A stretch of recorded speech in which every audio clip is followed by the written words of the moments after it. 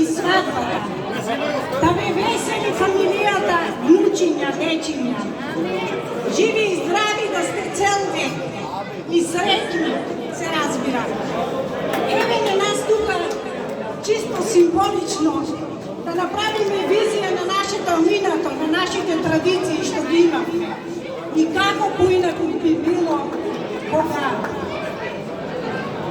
газдарицата кај Јулета.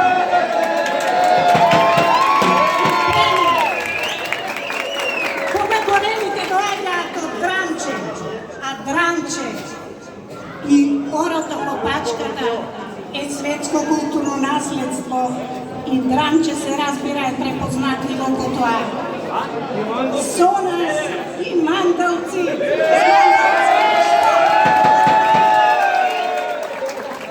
Значи поинаку не можеше сватбата да биде без символиката на Копачката, а воедно и препознатливоста на традициите во пиенец.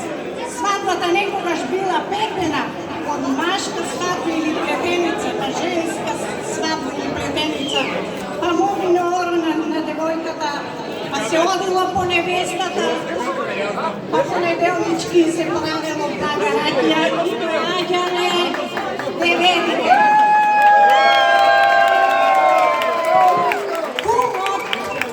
Кумот скромно да ја откупи кокошката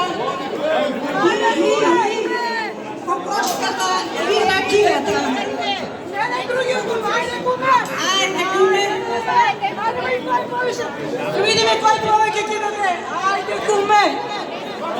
Месеци јаши! Пушти срце! Ајде куме!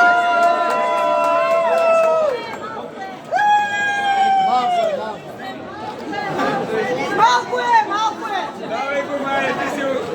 Ај куме, ти си на буџето, ајде! Браво! Браво! Браво! Доволно! Доволно! Браво! Сега ставете ги долу тапаните, погачата ќе ја поделиме. Дојдете. Не мора. Еден од оваа страна, еден од оваа. Значи, обичајот бил погачата на сватбата да се дели, така што ајде девојчиња, момче, девојче ќе ја кршат погачата врз момче, за да си има пород се развива младите, да им биде плодна.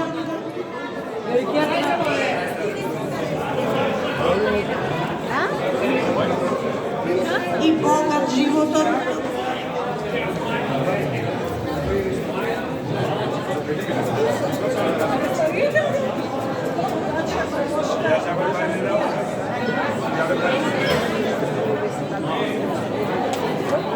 Ајде, Монка! Круши, круши! Ајде, круши, бабу!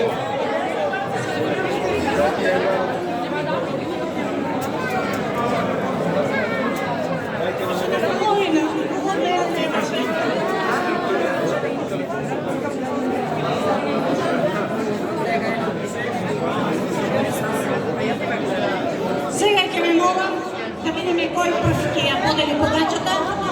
Девојката од оваа страна, момчето од оваа, а сите наред.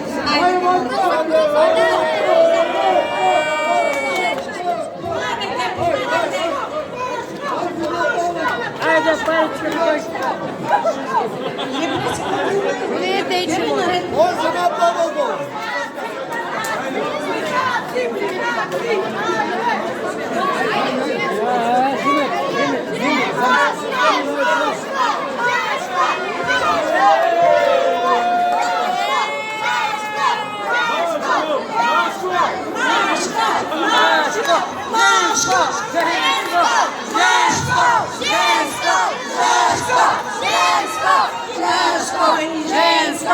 Нека бидам кракани. Живи и здрави. Манка далеко е. Продължуваме с опапачка и се разбира, не само да я слушате, като това, кой има кажа,